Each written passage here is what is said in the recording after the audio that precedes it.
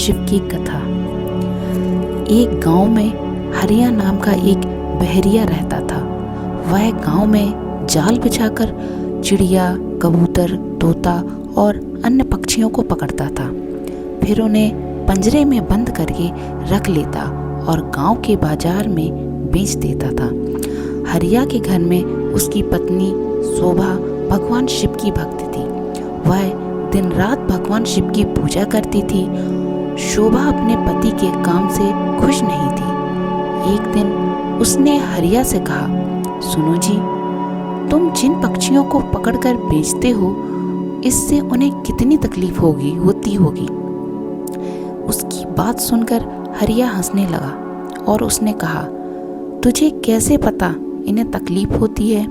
इन्हें बाजार में बेचने से मुझे अच्छे पैसे मिलते हैं। यह सुनकर शोभा रोने लगी और उसने कहा, आपको शायद यह नहीं पता कि इन भोले भाले बेजुबान पक्षियों की हाय हमें लग रही है। इसी कारण हमारी कोई संतान नहीं है। मैं दिन रात भगवान शिव की पूजा करती हूँ, लेकिन फिर भी हम संतान के सुख से वंचित हैं।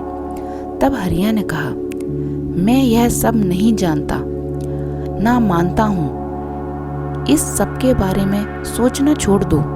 यह कह के हरिया पक्षी पकड़ने चला जाता है। शाम को हरिया पिंजरे में पक्षियों को लेकर आता है और झोपड़ी में रख देता है। अगले दिन फिर से हरिया पक्षियों को पकड़ने चला जाता है। तभी कोई घर का दरवाजा खटखटाता है। शोभा दरवाजा खोलकर देखती है तो उसके सामने एक ब्राह्मण अपनी पत्नी के साथ खड़े थे। शोभा उनसे कहती है, महाराज, आप कौन लोग हैं? तब ब्राह्मण कहता है, बेटी, हम बहुत दूर से कुछ दिन इस गांव के शिव मंदिर में अमर कथा बांचने आए हैं, इसलिए घर घर जाकर उसका निमंत्रण दे रहे हैं। तुम भी कल से अपने परिवार के साथ कथा सुनने आना। यह सुनकर शोभा बहुत खुश हुई। उसने कहा, हे ब्राह्मण देवता, मेरे तो भाग्य ही खुल गए। ऐसा अवसर तो किस्मत वालों को मिलता है, परंतु आप दोनों की रहने की व्यवस्था कहाँ है?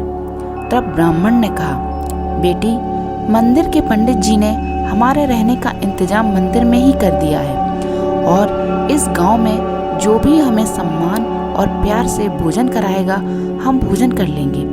यह सुनकर शोभा की आंखों से आंसू बहने लगे।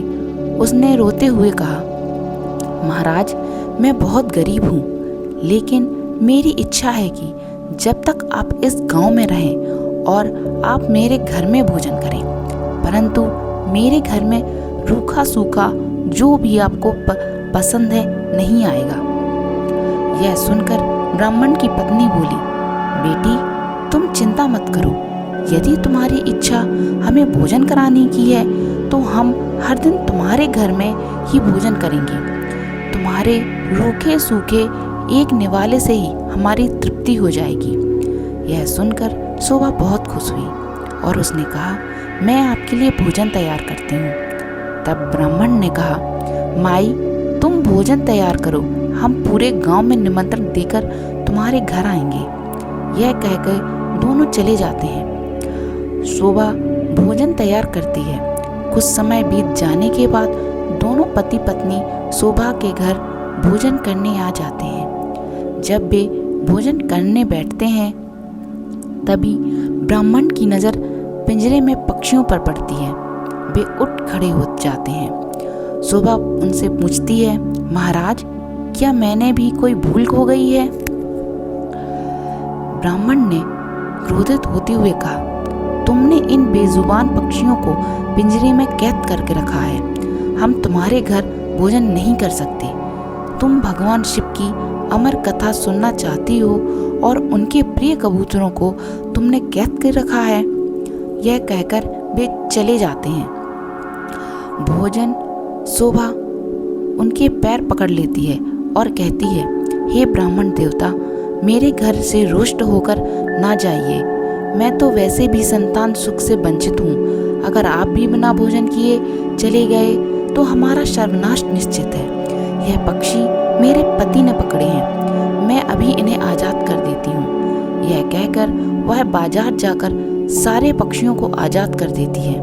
यह देखकर ब्राह्मण पत्नी सहित भोजन करते हैं और शोभा को सौभाग्यवती और पुत्रवती होने का आशीर्वाद देके जाते हैं। शाम को जब हरिया आता है, वह पिंजरा खाली देखकर शोभा से पूछता है। तब शोभा उसे सारी घटना बता देती है। हरिया गुस्से में कहता है, मैं इतनी मेहनत से पक्षी पकड़कर लाया था और तूने सब उड़ा दिए। आज के बाद किसी को भोजन पर मत बुलाना।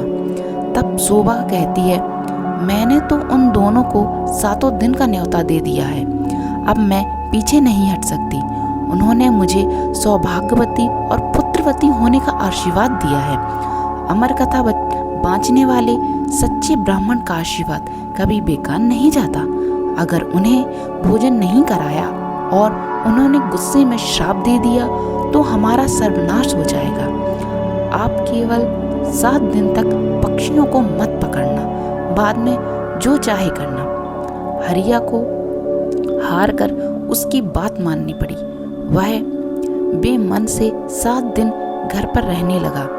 हर दिन ब्राह्मण और उसकी पत्नी भोजन करने आते। उनके आने से पहले हरिया घर से चला जाता। उसे यह सब पसंद नहीं था।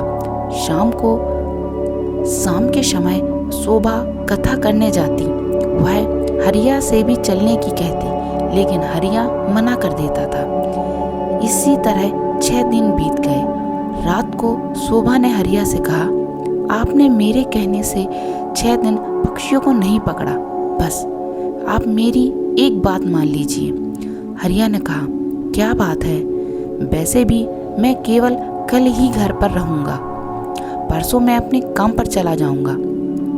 तब शोभा ने कहा, कल अमर कथा समाप्त हो जाएगी। मैं चाहती हूँ आप कल मेरे साथ मंदिर में कथा सुनने चलें और वहाँ से वापस आने के बाद ब्राह्मण और उनकी पत्नी को अंतिम बार भोजन कराकर उनसे आशीर्वाद लें। क्या पता उनके आशीर्वाद से हमें संतान सुख मिल जाए।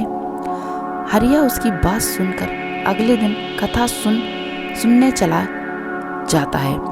मंदिर में कथा सुनते सुनते हरिया की आंखों से आंसू बहने लगते हैं। शोभा ने पूछने पर वह कहता है, भगवान शिव ने जिन कमूर्तों को अमरता का आशीर्वाद दिया, मैंने जीवन भर उन्हें बेचकर अपना जीवन नरक बना लिया।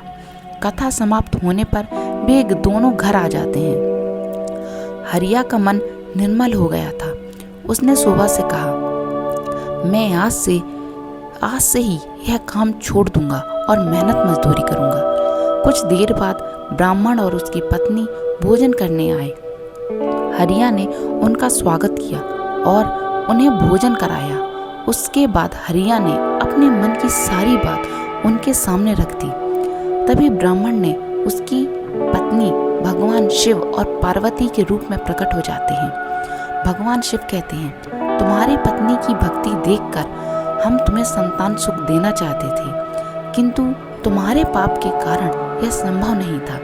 इसलिए हमें तुम्हारा मन बदलने के लिए भेष बदलकर आना पड़ा। यह सुनकर दोनों पति पत्नी रोने लगते हैं और उनके चरणों में गिर जाते हैं। भगवान शिव और माँ पार्वती उन्हें पुत्रवती होने का आशीर्वाद देकर अंतर ध्यान हो जाते हैं।